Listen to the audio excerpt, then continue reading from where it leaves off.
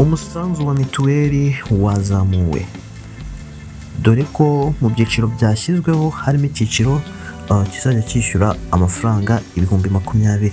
Abantu rero bakaba batari kubivugaho rumwe uburyo mituweli iva ku mafaranga ibihumbi 3 ikagera ku bihumbi 20.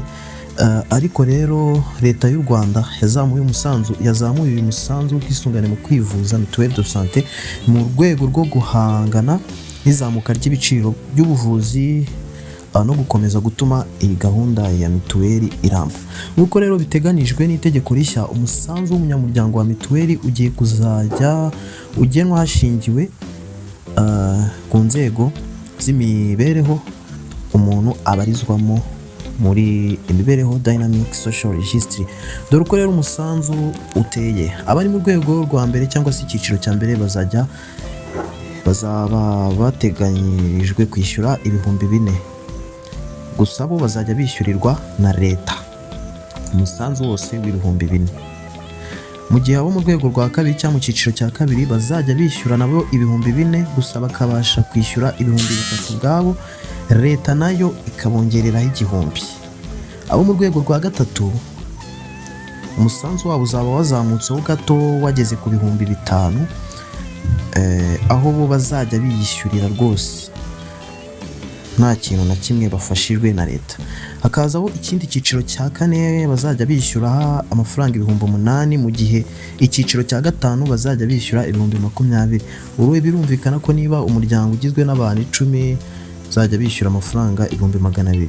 Amafaranga rero azajya yishyurwa ni buri mwaka, kandi ubwo kuri buri cyiciro ayo mafaranga agenwe ni ku muntu umwe.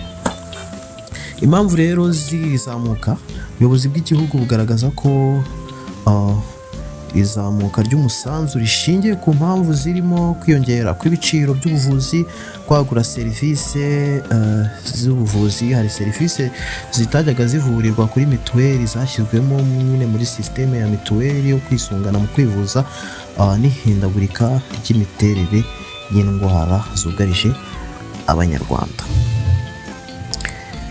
Dore rero imbonerahamwe y'uko umusanzu uteganywa kuzajya wishyura, mu gihe abo mu cyiciro cya gatatu nibo benshi, nibo bafite pourcentage iri hejuru, bazajya bishyura amafaranga ibihumbi 5, pourcentage yabo irangana na 35%.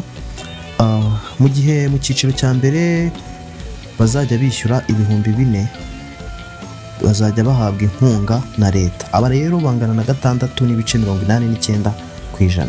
Aho mu cyiciro cya kabiri bazajya baba ari abantu binjiza amafaranga ibihumbi 30 ku kwezi, bazajya bishyura ibihumbi 4, leta ibishyurire igihumbi. Abangaba bangana na 23.20%. Abo mu cyiciro cya gatatu ni ababasha kwinjiza amafaranga ibihumbi 30, ari hagati y'ibihumbi 30 n'ibihumbi 60. Aba bazajya bishyura ibihumbi 5, nta nkunga bazajya bahabwa, bangana na 35%. Mu gihe mu cyiciro cya 4 ari ababasha kwinjiza amafaranga ibihumbi 60 kugeza ku bihumbi 120, bazajya bishyura ibihumbi 8. Aba nabo nta nkunga bazajya bahabwa, bazajya bayishyura yose kuri buri muntu. Hanyuma mu cyiciro cya 5 ni abantu babasha kwinjiza amafaranga ibihumbi 120, bazajya bishyura amafaranga ibihumbi 20. Nabo nta nkunga bazajya bahabwa, bazajya bayishyura kuri buri muntu. Abo nabo bangana n'8%. Nguko rero uko byifashe niyo miterere y'izamuka ry'umusanzu wa mituweli. Abantu bakomeje kutabivugaho rumwe, ariko mu by'ukuri bitewe n'impamvu zagiye zigaragazwa, ni ibintu byumvikana umuntu wese nyine akwiye gushyikira akabyakira.